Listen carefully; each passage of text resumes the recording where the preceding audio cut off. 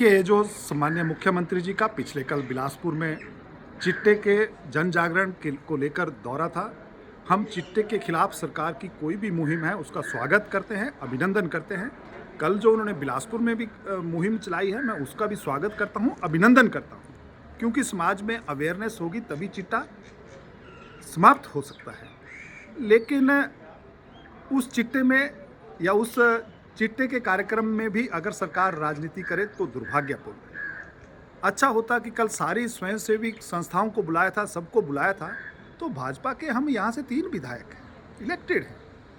अगर सरकार की नीयत साफ होती तो शायद वो सबको इनवाइट करते। ये ना इनवाइट करना ये दुर्भाग्यपूर्ण है, क्योंकि चंद दिन पहले 22 तारीख को मेरे बिरमाणा के लगट में एक घटना हुई, जिस घटना के तहत जिन महिलाओं ने पुलिस को सूचना की कि यहाँ चिट्टे के जो सप्लायर हैं वो आपस में लड़ रहे हैं, उन्होंने उसकी वीडियोग्राफी की।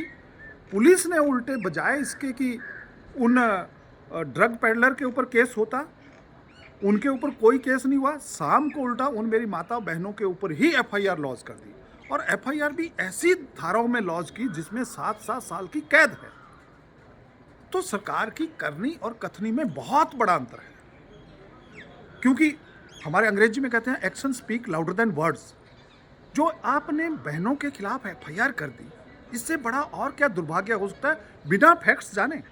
और किस व्यक्ति के कहने पर, जो एक अपने स्टेटमेंट में कह रहा हूं कि मैं चिट्टा पहले लेता था, मैं 9 महीने रिहेबिलिटेशन सेंटर में रह के आया हूं, और अब एकांत में मैं ऐसे घूमने के लिए आया, जिसके वहां से कुछ वैसा चिट्टे से रिलेटेड मटेरियल मिलता है, उसके कहने के ऊपर आप वहां की तमाम महिलाओं के ऊपर 5-6 के ऊपर एफआईआर दर्ज कर दी।